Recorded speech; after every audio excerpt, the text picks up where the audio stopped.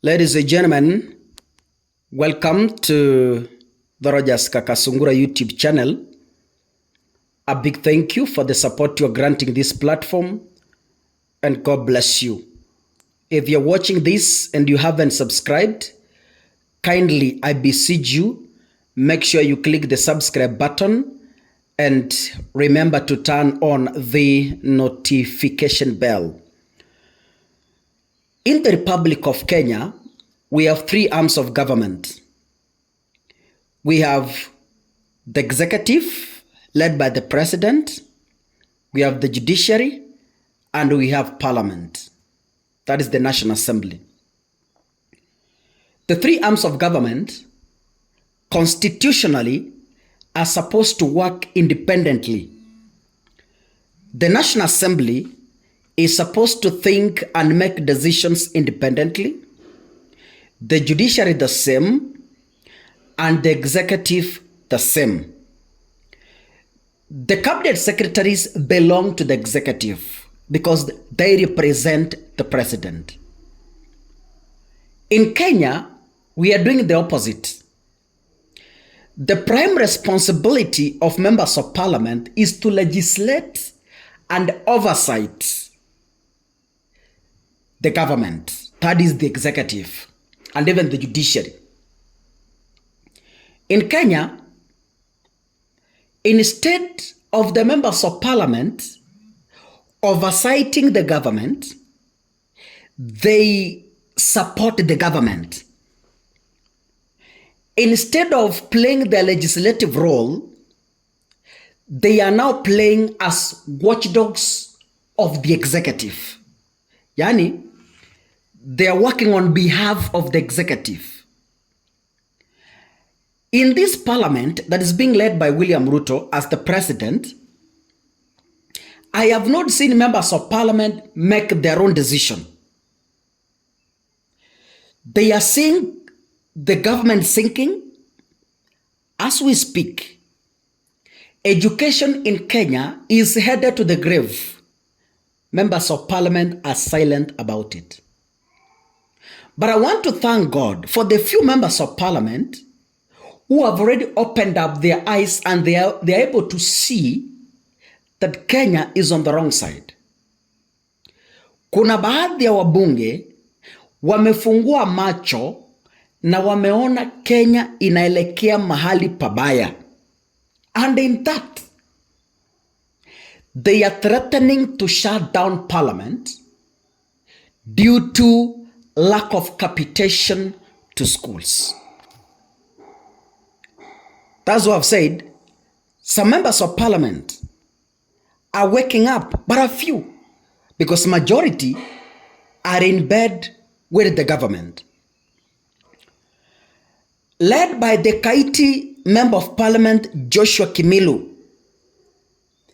the MPs have threatened to rally fellow lawmakers to boycott parliamentary proceedings if the national exams are not allocated funds in the upcoming national budget.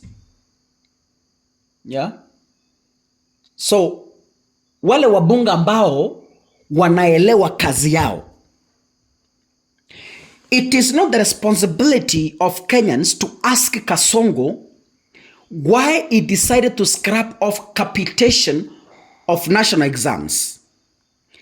It is not our responsibility as citizens.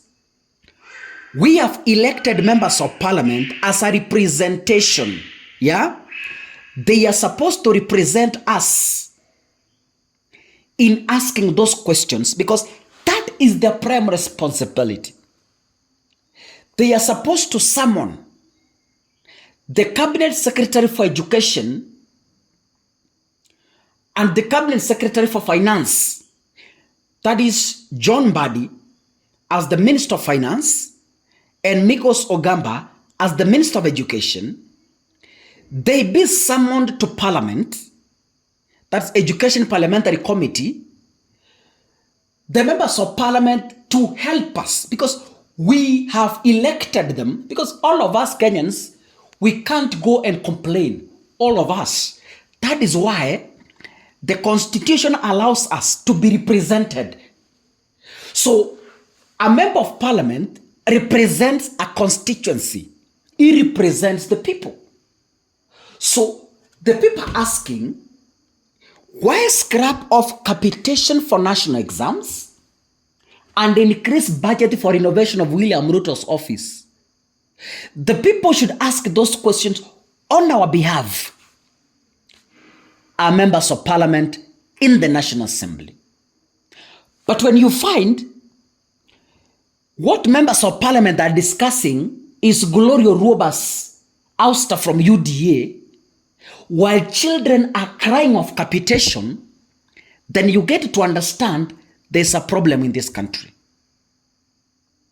The most important thing that members of parliament are able to discuss is how to remove Gloria Ruoba from UDA just because she welcomed Matiang'i. Serious issues like a school receiving 87 shillings doesn't bother them. Issues like a school receiving 4,000 Kenyan shillings for capitation does not bother them. Issues like scrapping off the national exam capitation does not bother them. Why?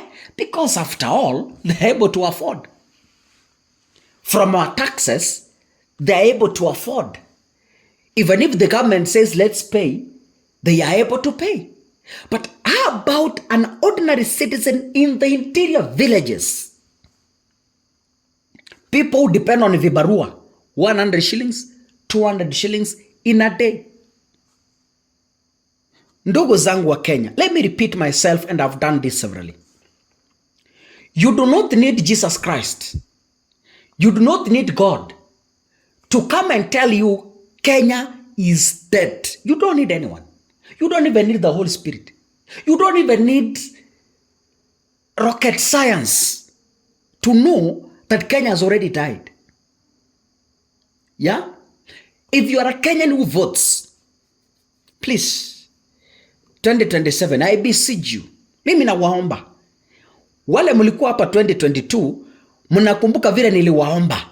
Nikawaambia kama mnataka kusaidia maisha yenu, William Ruto is not the solution. Mukakataa. See where we are today. I again want to repeat what I repeated in 2022. We have an opportunity to correct this mess. Please, if you want to rescue this nation, don't vote William Ruto. I will be here again in 2028 to remind you what I told you in 2025. Wakenya tafadhali, kama munataka tuokoe taifa la Kenya, na waomba tafadhali, muko na nguvu wakati kupiga kura. But anyway, it's up to you. God bless you. See you in the next episode. Asanteni sana.